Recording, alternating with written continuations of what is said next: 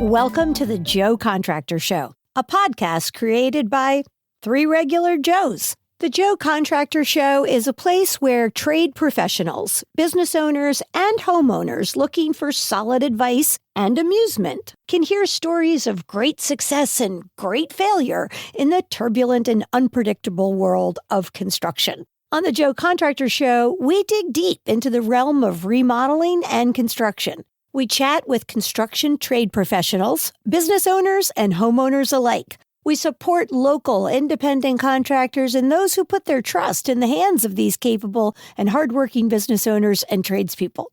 We discuss construction and home maintenance from multiple angles, and we do it with compassion, purpose, and humor.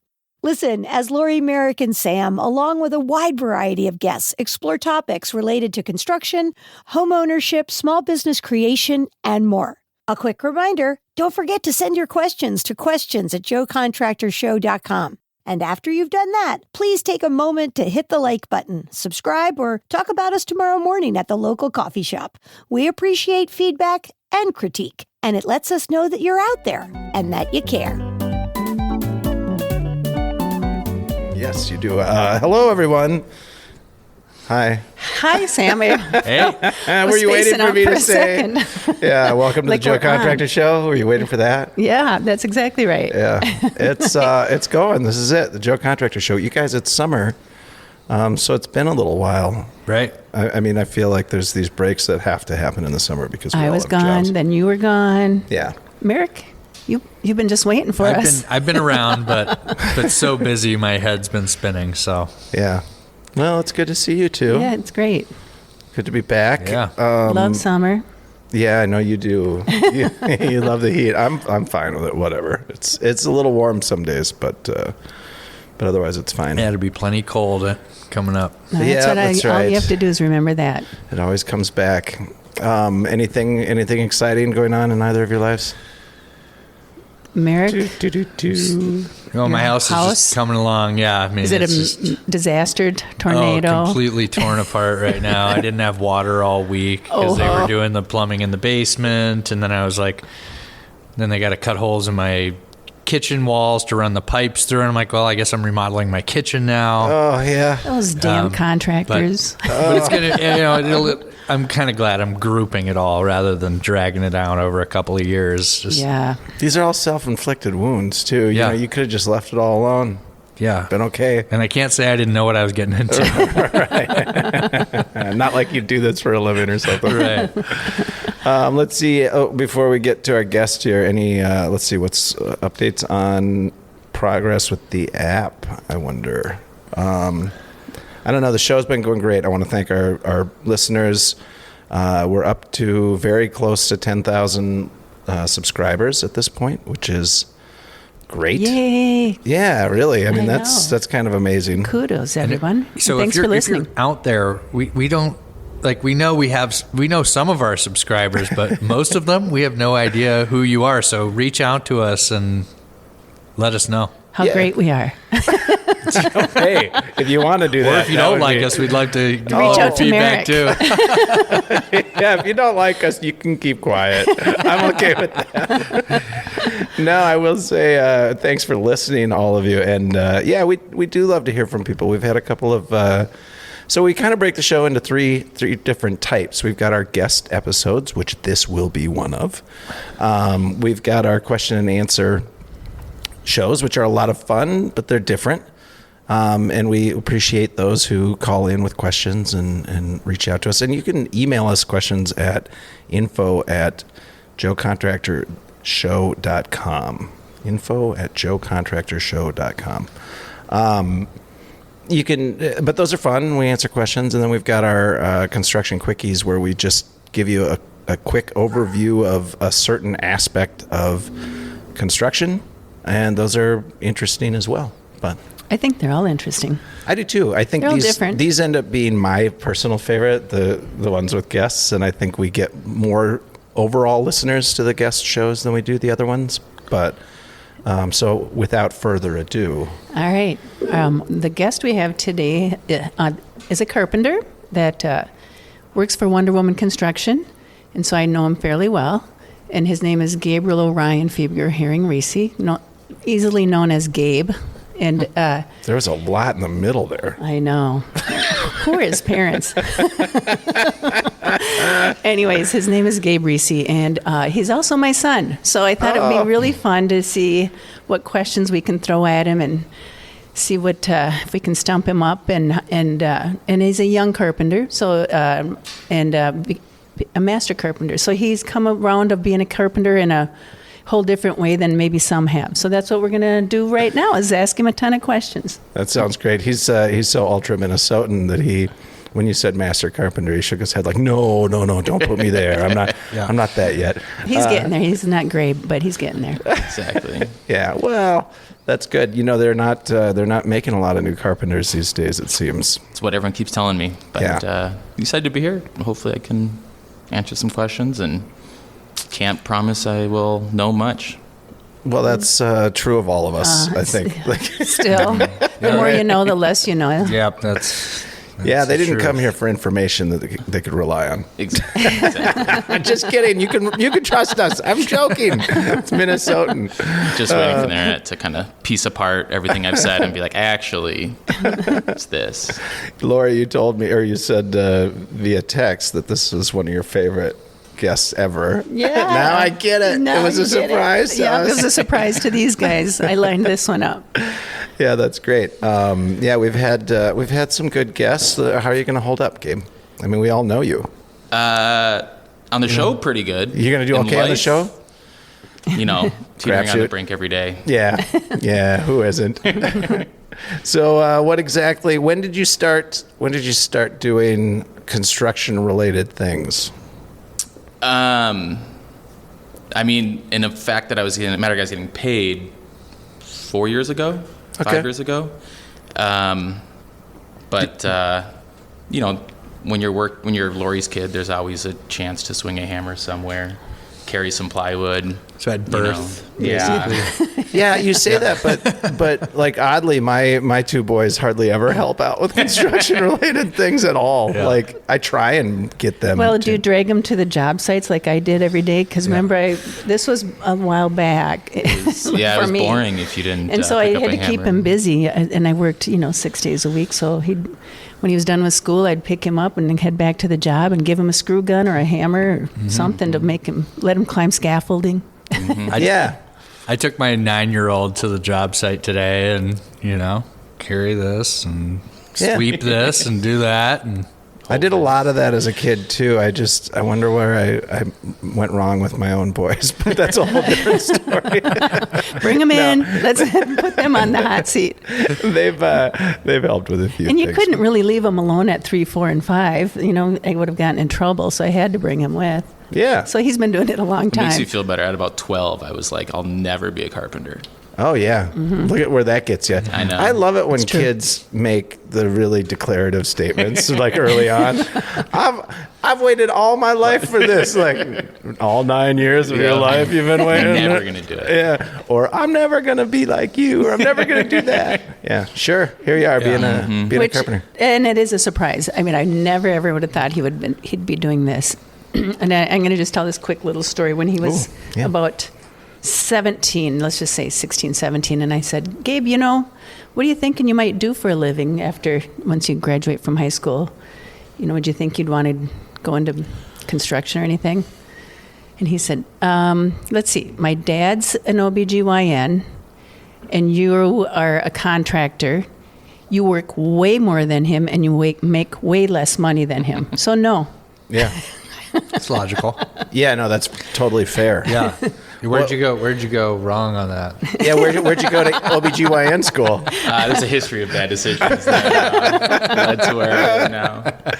Yeah, so you didn't finish med school? No, I didn't. That good money, low work job? No, it's tough being a doctor too. We should not. They work a lot too. They do.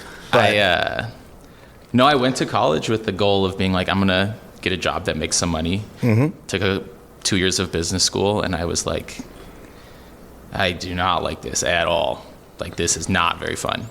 And so I thought, what is the most fun thing in my mind? And I decided that becoming a history major and reading a bunch of books and writing a bunch of papers sounded like more fun than business proposals, business plans, and so became a history major.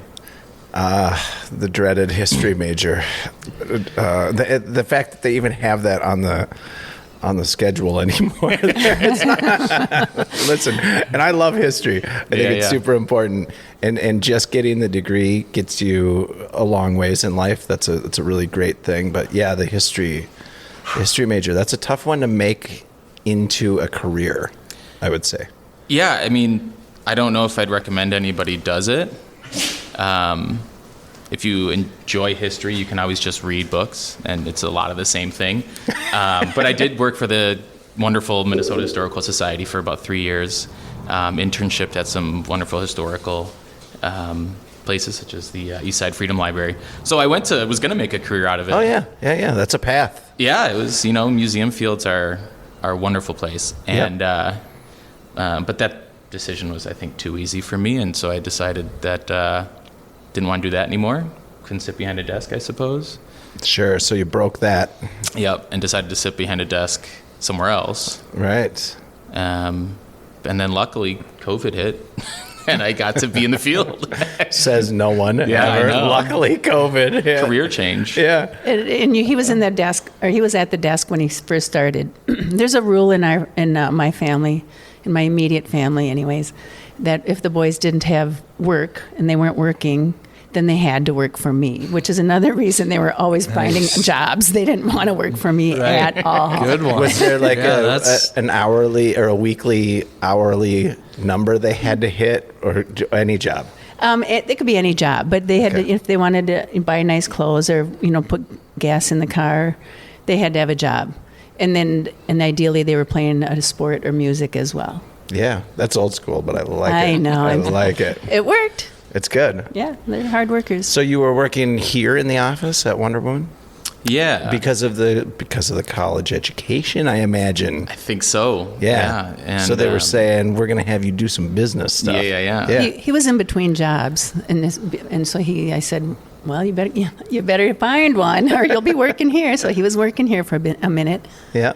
And I don't remember exactly like what was the impetus for it, of like not look. I just couldn't find something else, or didn't want to do anything else. But kind of in a transition point.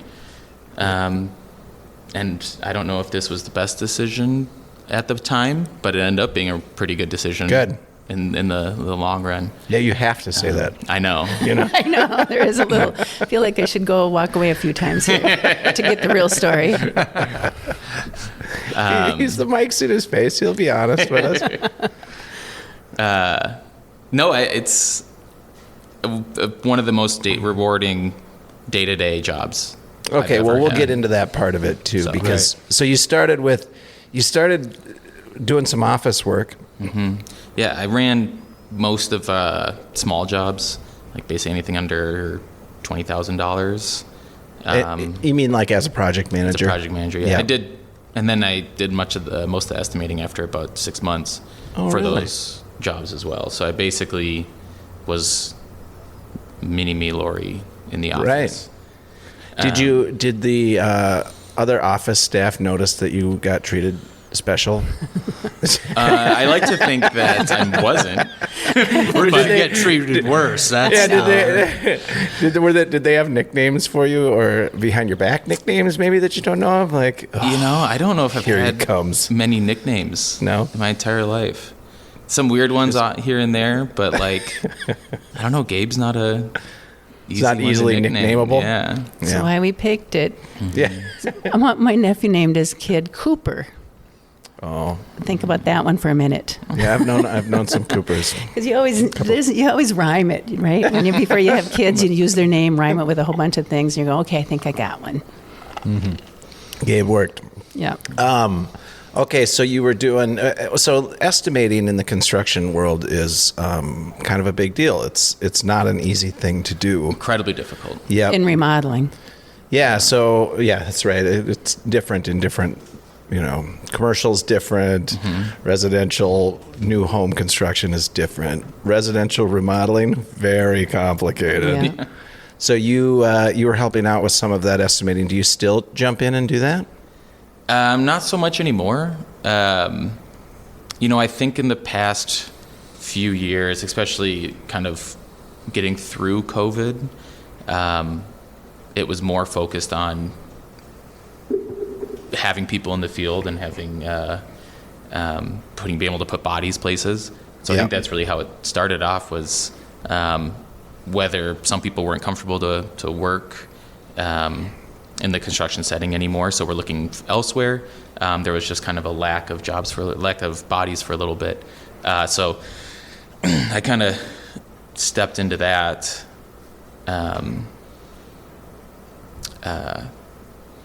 rather than stay in the office. Sure. And give him bought a tool or two, and if he's loving the tools, you've got a carpenter. Oh, none of us know what that's like, do you? Yeah. Right. Oh. Merrick's got a garage full of tools and a basement full of tools. Right.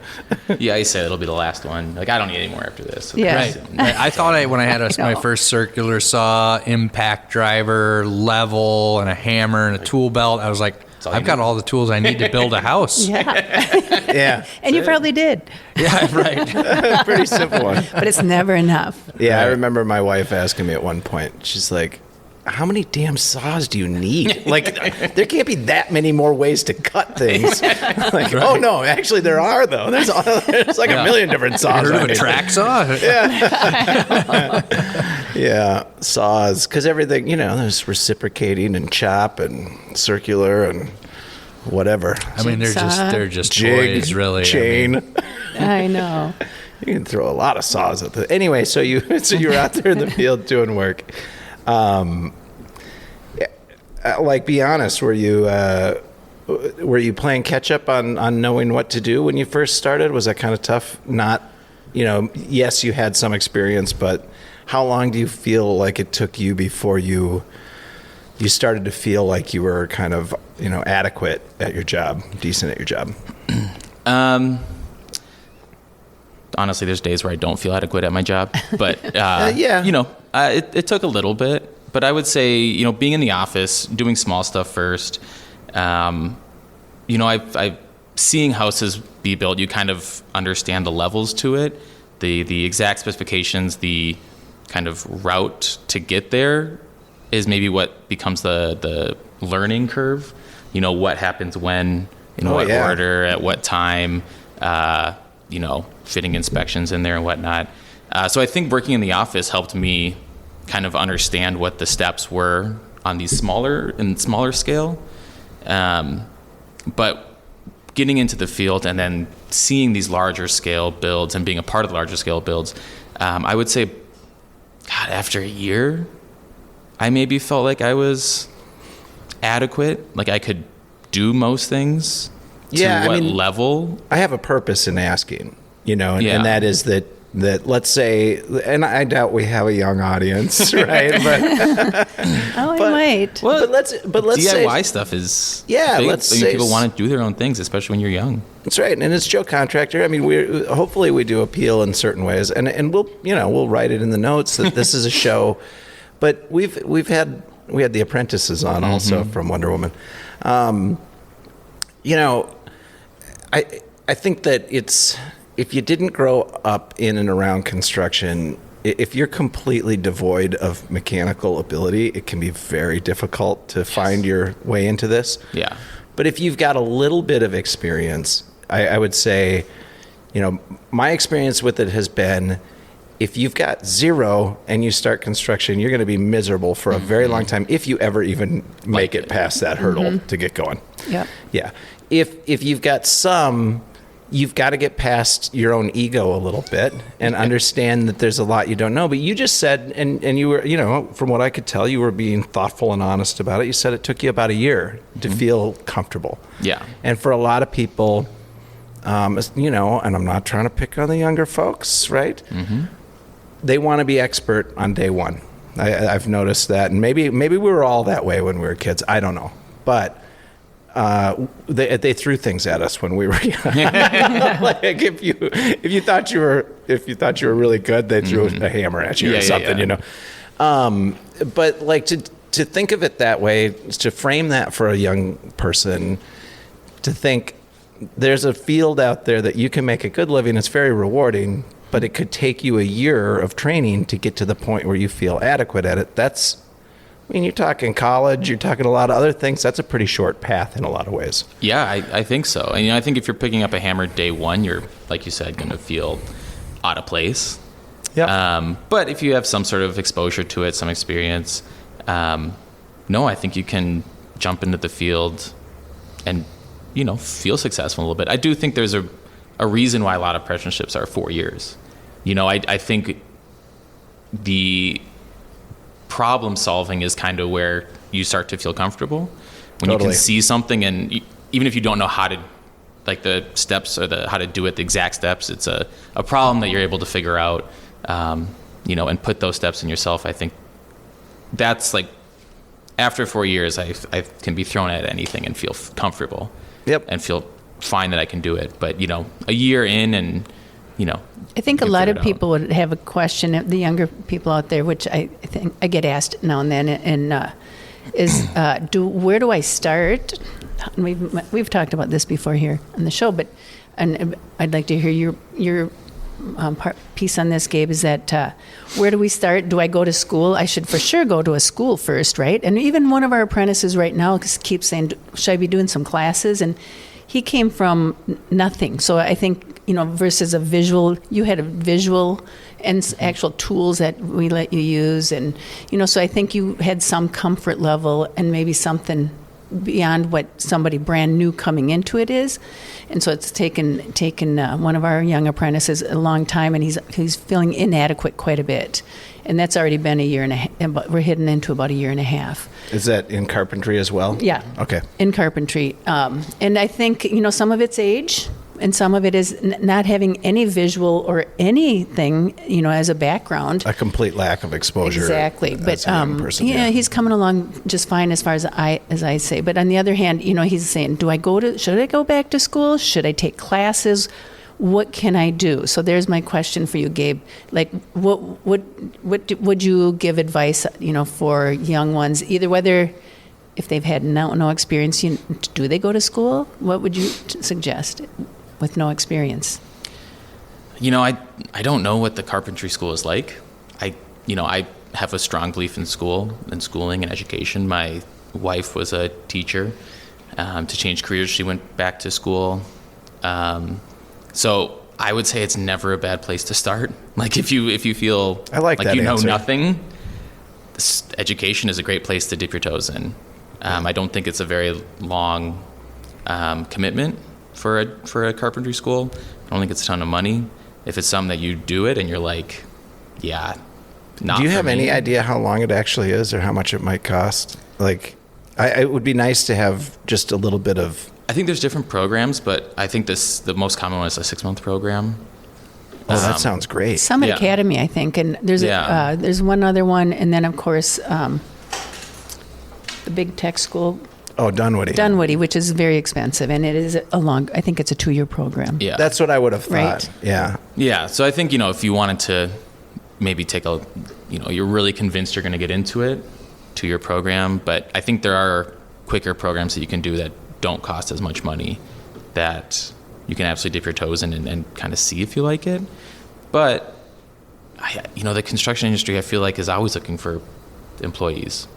It is, but I would tell people, because of the way I grew up, I'd say, like, just get into it, whatever, they'll teach you, But if you've got zero understanding, zero knowledge, and you could take a 6-month course that at not great expense and get to where you can, like, hold even just a drill and a drill driver, because when someone comes onto the job site and they struggle with the most basic parts of it, you kind of look at it like, oh God, this is going to take a long time if you don't know how to, like, drive a screw. Oh, absolutely, yeah. Yeah. I'd love to see an uptick in like high schools, public high schools. It used to be, when I went to high school, we had an auto shop, we had a wood shop. That's all gone. And that they don't have that anymore. But now more than ever, those are high paying jobs that are higher and higher in demand. They're like, AI proof. Right. Yeah. And They they're are. and they're necessary jobs, right? Right. Yeah, and I mean, we've all found them to be rewarding. It can be frustrating too. It's not, I don't want to over glorify construction but every job you're potentially going to get has its downsides. Like, even working for the Historical Society, I'm sure, the clock was ticking pretty slow sometimes, I'm guessing. Oh, for sure. I mean, there's a reason why I was like, you know what, I'm going to look for something else. Yeah.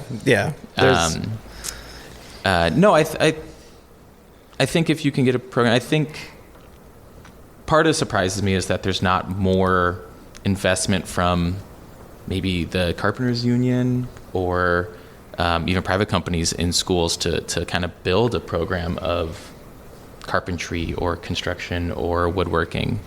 I don't know if it's a liability thing that schools are more nervous to do it, and I know some still do.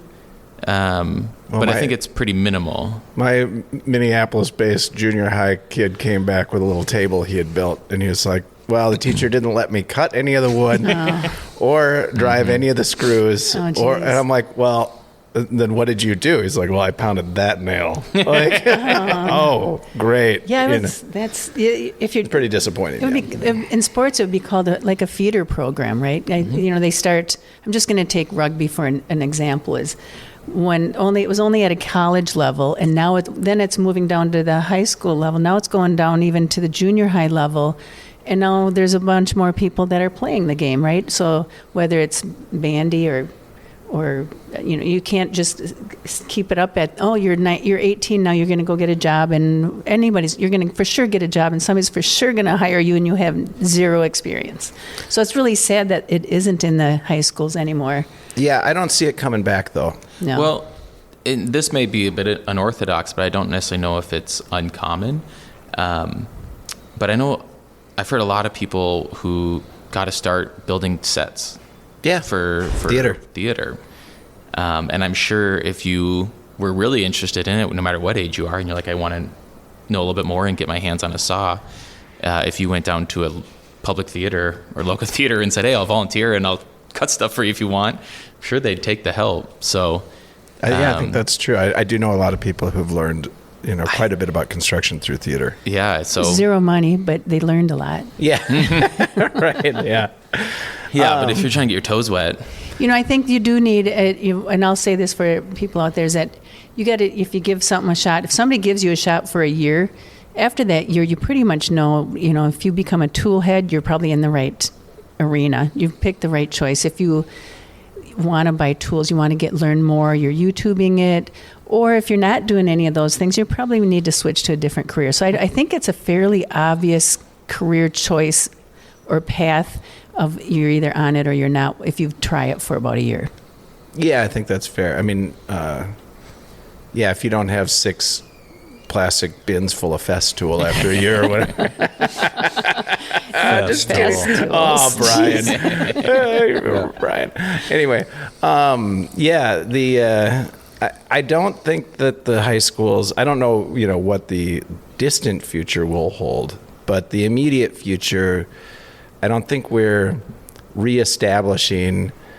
So, my understanding is those like high school shop classes and auto classes, those existed, those were built into the schools back in the 40s and 50s and 60s, they had been there forever. To let them die, I don't think resurrecting them is going to be easy. No. I don't think it's coming anytime soon. So I think if so like when I've had younger people or even people just with lower skill or whatever work with me, and maybe you can speak to this a little bit too, but there is a place to just be there learning and helping too. I know it's maybe not the most glamorous thing, but it's very difficult to do some of this work alone. Yeah.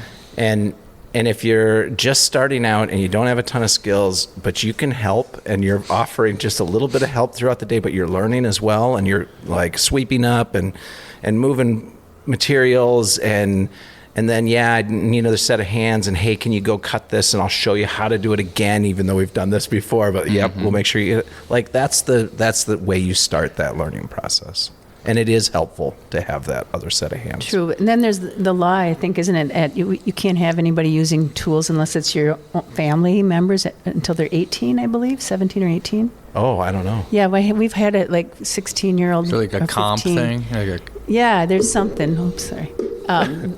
It's been a while since I've hired somebody that young, but we had a kid, and he was great. And I think he was 15 or 16, and I talked to I called one of my lawyer friends, and they're like, nope, no power tools until he's 18. Yeah, never call a lawyer. That's buzzkill. Yeah. Well, on that note, we've gone through a half of our show here, so let's take a quick break, and we'll come back and ask you, more questions, but maybe more personal stuff. Just like, what's your mom like? Stuff like that. Sure. All right. Stick around.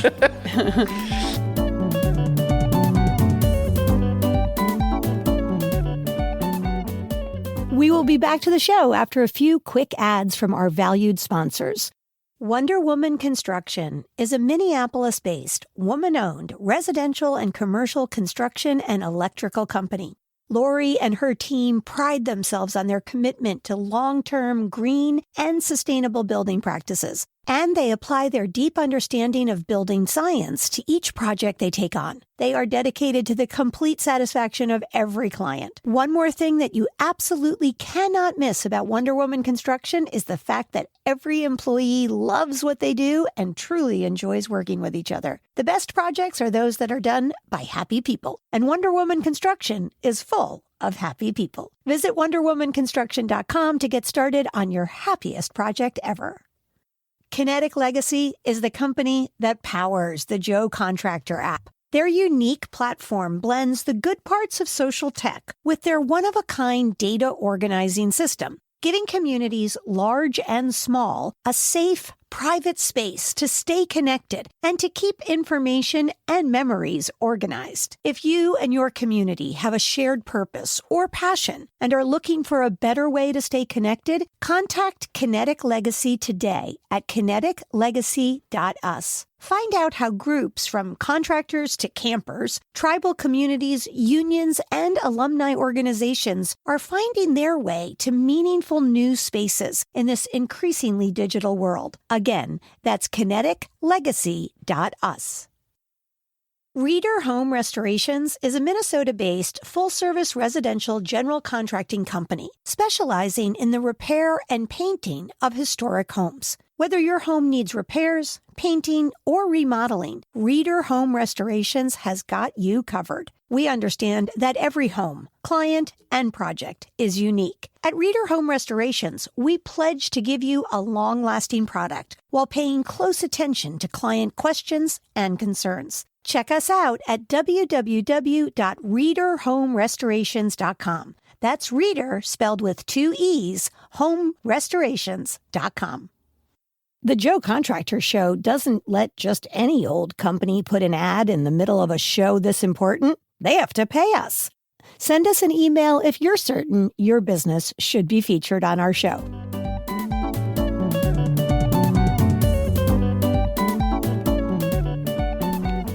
All right, welcome back. We've got Gabe. I'm not going to go through the last name. It's Reese. Yeah. That's the last part of the last name there. I've been told we need to remember to reintroduce our guest midway that's a good through the idea. show. Right. I'm learning as we go here. Anyway, Gabe, thanks for coming in and joining us. We were talking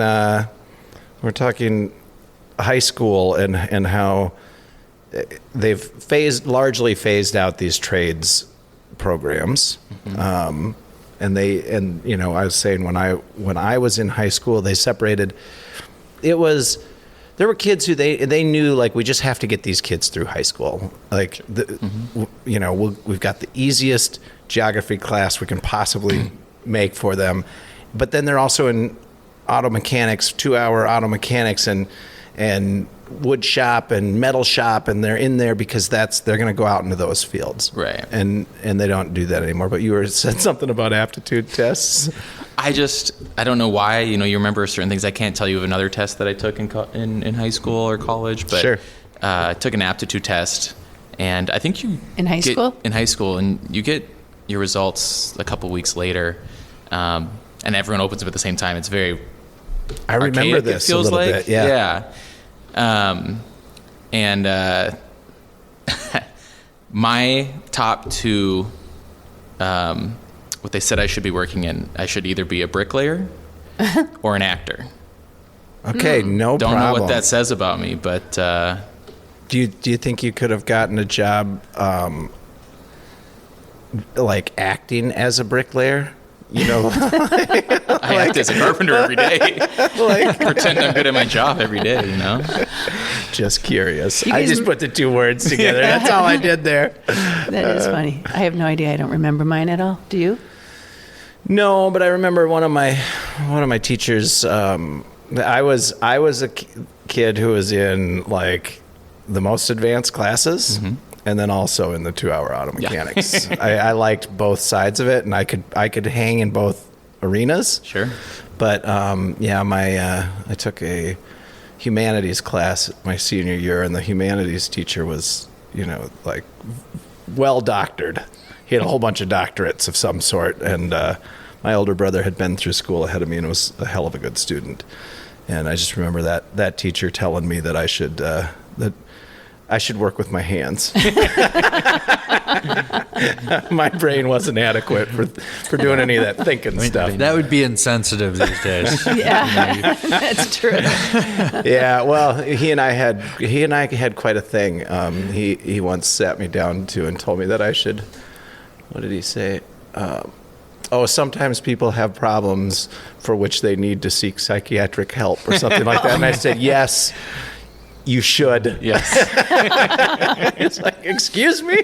Yeah, I'm agreeing with you. Yeah. You should seek that help you need. Anyway. But that went over real well. I was a troubled student in certain ways. I was a good student, though. I remember a lot of kids at my high school, actually a small amount of them, but they weren't doing great in school, and there was this tech school that was, instead of going to your 4 years of high school or whatever, they kind of weeded them out in the freshman year, and they were like, this is not gonna work for you.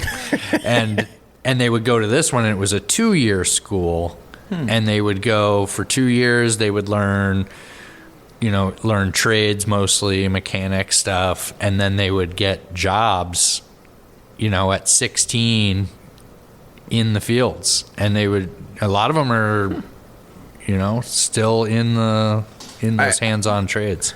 I really think we sort of moved away from that due to like an oversensitivity in certain ways. That's not the worst thing in the world. Not at all. I know Germany did the same thing. Like they would flat out tell you at some point, like let's just sit down and be honest. You don't want to go through high school. You're not going on to college. Like, how about we give you these other alternatives? I get that. You could take someone who does want to go to college and ruin their life, sort of, right? Right. But not really. I mean, sometimes you have to fight for the things you want in life, and sometimes being honest with people. And I would say, as long as you're not making it an absolute, saying there is no way you will possibly ever be a doctor, and then the kid's like, well, but screw you, I am going to be a doctor. Like that. If you're not taking it away entirely, it would be nice to have more honest conversations with people. Gentle honesty. Gentle honesty and not make trades out to be something so like a bad, right. Like, we need people doing this work, and we need high quality people doing this work. This is a good field at times. I've decided I'm not going to pay for my kids' college unless they have it as part of a business plan. So I'm going to go to college. I'm going to invest $80,000 into college, which is going to put me on this career path, and I'm going to pay it back in 3 years or whatever it is. And otherwise, if they don't want to, I support them going to college, but they should go out there and grind and make the money to do it, because You can still pay your way. I paid my way through college by not going to expensive schools and just working and paying my way through. Yeah, there's lots of options, and there are a few more tech schools I was thinking about. Isn't that St. Paul Tech still around? I think there's it's becoming sexy again. Yeah, Remember you said that? Yeah. There's a little bit of sexiness going back into it, and I think it's all in how you bill it. It's all in how you sell it, right? For a while there, people in the trades were not getting paid enough. They were not, they were just a commodity. Like, we just need people out there. It doesn't matter how good they're doing. That's not a good way of doing this. Like, this is another field where you have to be on your toes. You have to be smart. You have to look ahead at things. You have to know how things work.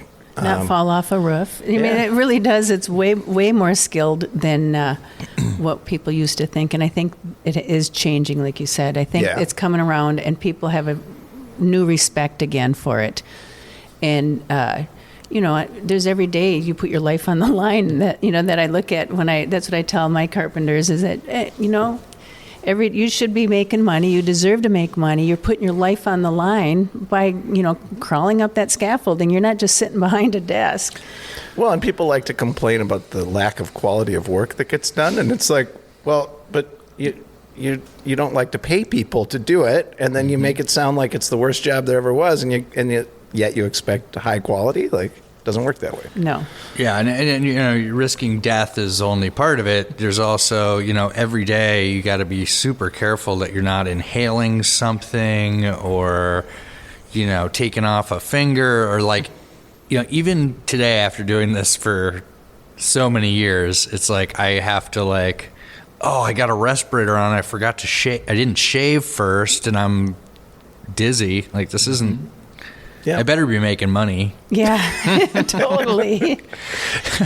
Cutting those years off your life, right, or a hand, and then you can't work again. Get into construction, kids. You'll love it. It's good for you. I really do think that people, and somebody told me this years ago, and I didn't believe them, but in the future, those of us that are still in construction are going to be getting paid like doctors. Yeah. I mean, it's because doctors doctors are becoming obsolete with, you can go on I usually go online and find out. Just laughing. I love it. Find out what's going on, find a bunch of the different symptoms, find out what drugs I should or shouldn't take or what surgery I shouldn't or shouldn't do. And then I deliver that to my doctor and I have him process the information. Because if I go in there cold, he's not going to know anything. Pretty much every time. You know you better than anybody else. So I love it. Yeah. That's yeah. It's but that there. doesn't work on that doesn't work on the construction end of things. You actually need to know. I mean, I see it all the time. We all do because we're in construction, but things just don't get done. You can't actually automate a lot of the things we do. It's not possible. This will be needed forever. Yeah, there's no little robot going to do all the weird stuff we do in a day. No, well, you not mentioned the problem solving and kind of making those calls on your feet. Like that's the real skill. Yep. I think that's when we notice that there is a high level of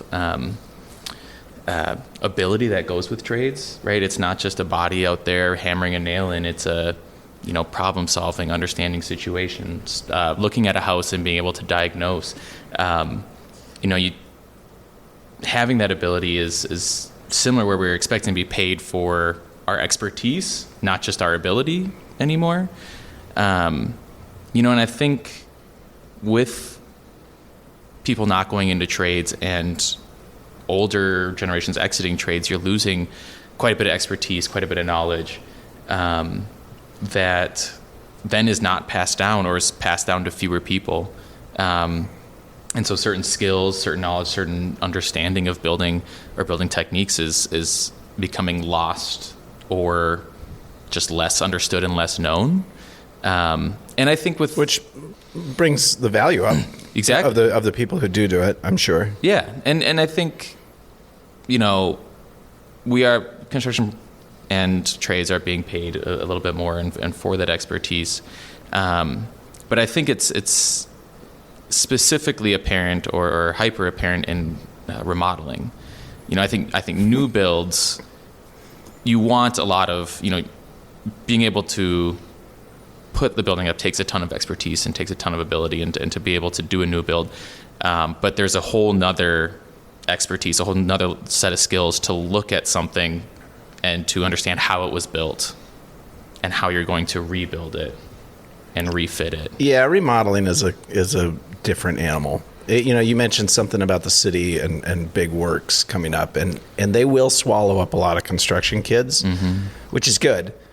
But the training they're getting there, it gets them in the door as far as what construction is, but it does not do a lot really for future remodeling, like residential remodeling, contracting stuff. Like it's just a different world. I would say for that sure. skill, that's the skill called being artistic. Artists, I think, make good remodeling carpenters as well, because you're trying to, and troubleshooting and figuring things out, how to creatively make it look really good when you leave. And mathematics plays a part. There's so many areas that people forget that's not just a blue collar job. Yeah. Yep. Well, there you go. We did it.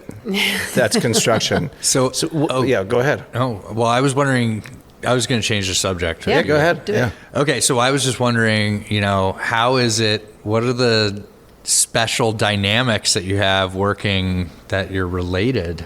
I was going to there's say got to with be mommy. challenges on both ends where, what's that like? You go first. I was going to be so much harder on him. I'm going to say, what's it like working for mommy? Oh, shoot. I should have let you go. I see. Well, I've got boys, I love it. Truth be told, it's not that bad, but I think it's not that bad because we rarely see each other.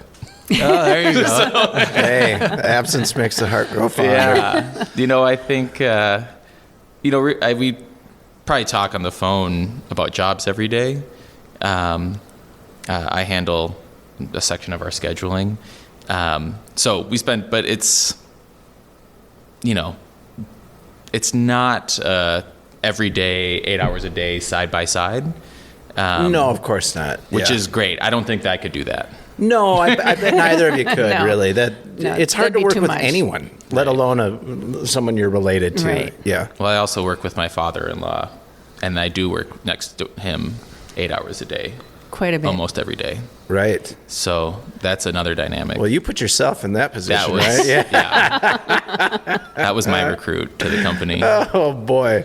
Man. Well, we won't go. Well, I'll tell you what, it's one thing to talk about what it's like to work with your mom. It's a whole other thing with the father-in-law, so we'll just let that one sit. Yeah, that one can set. Yeah, I'd say that's true. It would be really hard if we worked every day together. But a surprising thing, again, one was that he's even doing this. Gabe's being a carpenter. The other thing that surprised me is that our minds are very similar. That we don't really have to talk that much, and so we figure things out, and we're both kind of on the same page most of the time. I'll see a little frustration on his end every now and then, but I'm sure it's on my side too. But so it makes it things run a little bit more smoothly because we both kind of are thinking similarly. Sure. Similarly, there we go, something like that. You got it. You got it out there. Anyway, so in that respect, it makes it easier because it's not some stranger that I'm like, God, what were they thinking? I can kind of be in his head a little bit more, or him and mine, I think. Well, it kind of goes back to the traditions of these sorts of construction companies too, which they were traditionally family companies. Yeah. And a lot of times there were multiple family members and multiple generations working in them. Right. And I imagine it's like anything else. I'm sure they ran into their issues. Like I remember my uncles all worked for my grandfather, and one of my cousins worked for his dad for years and stuff. And I remember there was friction here and there. It's a different commitment, but at the same time, they made it. Not only did they make it through, I don't think it could have worked out any other way for them, really. So. Yeah, I always say that having done this for so long, employees come and go, and you think they're going to be around a lot longer, and then they're gone. And I'm like, well, I don't know if this will change anything, but I'm not going to hold my breath and make him sign his life away for working for Wonder Woman. So I didn't know he'd be here, and I don't know where this will go. And you didn't name it. Sorry, but you didn't name it Reese Construction either. No. You named it Wonder Woman. Right. So it's which I've being out there. I've had people comment like, Wonder Woman. Why would you name a construction company that? And I'm like, well, why do people name things Superman Construction and stuff? Like, it's not any different, really, but it's funny that it can be a little bit polarizing. Yeah, it totally can, and I don't care. It separates them, them boys from the men. Yeah. Well, and I don't think it keeps you from getting any work you would otherwise not get or whatever. Like if someone if they're thrown off by the name, they would have been thrown off by meeting you no matter what. Like there's more than enough companies doing the work. They'll find someone who's, you always have to find a good fit anyway. And what's a better name than Johnson and Sons? Man, I'd never forget that one. Right. Yeah. On a marketing level, Wonder Woman's great. I mean, I think that's a part of your success is having that brand recognition, having it be personal to you, and everybody knows the name around the Twin Cities. Even it's amazing. Most people that I mention the name to, they're like, "Oh, I've seen the trucks," or I know Lori. Oh, wow. Yeah. Or yeah, it's memorable. Yeah, and I don't want to show up at somebody's door being, here's Reese and Son Construction, then they're waiting. Your expectation is going to be there's going to be a guy standing there. So it's really clear. I like to be clear and honest and straightforward. Wonder Woman is me. I mean, well, kind of me. Yeah. Well, and so that brings up another question, and we don't have to get into it deeply or anything, but like succession in these things, like someday. We all know that a small construction company, the world doesn't mourn its loss, generally speaking. It's unfortunate in certain ways because you put a lot of yourself into building these places up. But generally speaking, if one goes away, another one just pops up. And that's all there is to it. So but if they can persist and be passed on, they become stronger and stronger, and oftentimes, 2 or 3 generations into them, they're a different animal. Like they're a much larger company. Do you ever think about that? Oh, all the time. Do you? Yeah, I think a lot of Wonder Woman's brand, if that's the right term for it, is built around Lori herself and Lori as a personality. Yep. And so if there is ever a non-Wonder Woman without Lori, is that truly a Wonder Woman construction at that point? And I mean, Lori will bid a job, she'll talk to the client, we'll hand it over to project manager. I'll show up and they're like, we were expecting Wonder Woman. Like, what are you doing here? Yeah, I can see that. And so it is, it's not something that is, out of my mind. Like it is there, and it's something I constantly think about. I don't think there's a good answer, or at least I haven't come up with one. But I do hope that there's, some recognition of family that there is an ability, and maybe I'll have a daughter, and we'll have Wonder Woman in another generation. Well, that puts you here for a while, so you're not planning on going anywhere anytime soon. Not that you would admit that or want to even talk about it. What am I doing?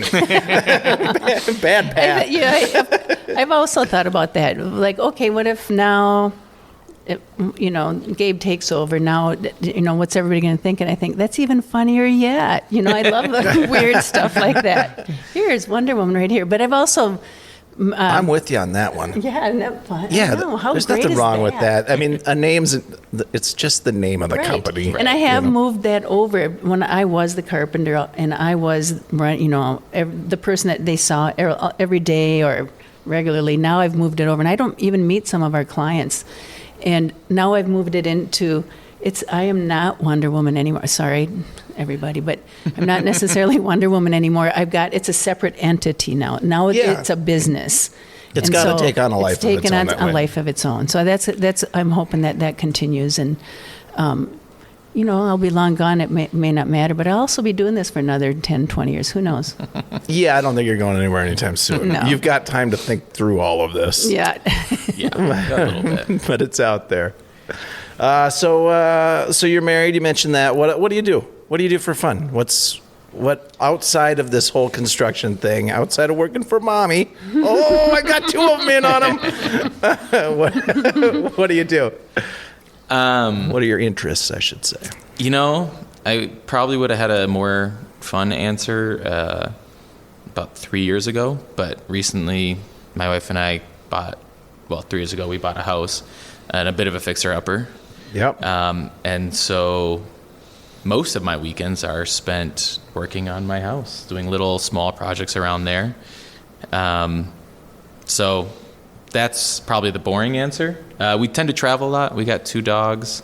They're very cute. So we try to take them out on backpacking trips, try to get them out of the cities a little bit, get them into nature. And then, I tend to read a lot. I think the history degree never really left me. So I spend quite a bit of time at home reading. Do you have particular periods of history that you are more into than others? Yeah. Well, as an undergrad, you don't really get a focus necessarily. Yep. But most of my classes and research was done in modern European history. So basically like post-Napoleon, but I tried to focus on turn of the century. So 19th to 20th century. Yep. But I wrote my undergrad thesis on a local political movement in the Dakotas that focused on farming, gaining better economical abilities for farmers. It's called the Nonpartisan League. It's a very classic Midwestern democratic movement. My professor basically was arguing that it's the most pure democratic movement. Is this where DFL kind of comes from in Minnesota? Because people don't understand what the DFL is outside of Minnesota. Yeah. They're like, what do you mean? It's Democrat. No, it's Democrat farmer labor. Yes. Because we're Minnesotans, Yes. and this meant Right. something to us. Yeah. It was. Unfortunately, Minnesota was the kind of the bastion of anti nonpartisan league. They were kind of where all of the crops flowed east was through Minnesota. Oh, for sure. South or east, it would always pass through the cities. Yep. And so they were very dedicated on basically grading corn and wheat and goods at a lower grade and then selling them at a higher grade. And so the big thing was to basically take all of the power of grading and trading away from private companies and bring it under a public eye and a public review, so that the grading could never be changed once it was graded, and that farmers were now then paid more for their labor and their goods. And it was a super successful group in the Dakotas, all the way down to Texas, and there's a ton of court cases that happened because of it in Minnesota. Sure. And they tried to fight the expansion of it. Is the grain exchange here in Minneapolis, is that the national grain exchange? Is that the biggest grain exchange in the country? I think so. I don't know if it is anymore, but I think at one point it was. I know down at the Port of Minneapolis train yard, they have these massive silos that just go, forever up into the sky. Yeah, Pillsbury and General Mills and whatever, Minnesota, people don't realize just how many Fortune 500 companies there are here. And whether it was lumber or mining and minerals or milling and grains, this was kind of a big hub for a very long time. So that's the kind of I just love that grassroots capitalist thing, where the farmers are protecting the system from corruption and the North Dakotans, not to get into the politics of it all, but the North Dakotans have a very unique way of approaching sort of the classical progressive versus conservative kind of way of looking at things. So Yeah. Yeah, anyway. So that's what that kind of added a little special interest into my life. So I try to, whenever I can, read history. It ends up being a little bit boring because it's a little bit, there's not a lot of history written about the last 100 years of farming history in the Dakotas and Minnesota and the Midwest, but it's an absolutely fascinating history, truly because of just how farmers kind of took back their ability and then their economic power from private companies. So you think you got it in you to write a book about it someday? Or? Oh no. Just curious. No, there's that history piece that I may know more about construction, but Gabe's got religion and got me beat in history and religion. Yeah. Not very religious, but I went to a bunch of. You took lots of institutions. classes, though. We put you in all of them. Yeah. Well, you're talking religious history and stuff. Huh? A little bit, yeah. Yeah. So interesting. Well, so not a ton, but you're recently married. You got the dogs. You go on some vacations. You do construction. I make wobbly stools. Are they supposed to be wobbly? Yeah, was it intentional? No, just dipping my toes in a little bit of woodworking. Yeah. And, how many legs does this wobbly stool? So many as it needs to stop it wobbling, I suppose. Just keep adding Keep legs. adding the legs. It's just a block now. Yeah. Go back to the log.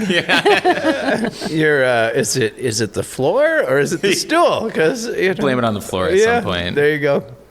I like it. Wobbly stools. Is that do you own the URL for that or something? Is it wobblystools.com? It's art at some point, right? Yeah. If I have the website, it's like, hey, it's about balance, but posture. Well, you put them in the bars so that they never actually stop drinking because they're got to stay up on the stool. Or maybe they go in and they're like, you know what? I think I've had enough.